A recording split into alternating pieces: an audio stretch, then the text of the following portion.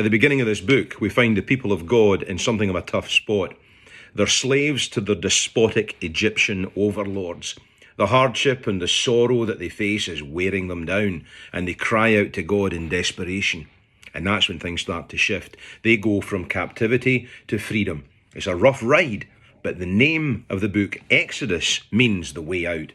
In this epic adventure, we find a cruel villain, the Pharaoh, an unlikely hero in Moses' overwhelming odds as they face plagues and privations, a spectacular deliverance, literally walking through the sea on dry land, an epic journey that lasts for decades, an encounter with God on the mountain top, and a grand finale as they're led by God towards their final destination, following a cloud by day and a blazing fire at night.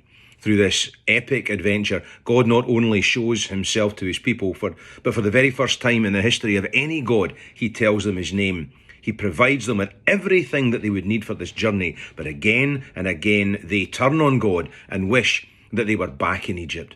At the centre of this book is the event that points far beyond itself, the story of the night when God's people were saved by the blood of lambs that were slain that they might live. It's a book that points us directly to Jesus, the Lamb of God, who died to save us and to bring us through the wilderness to the promised land as God's pilgrim people.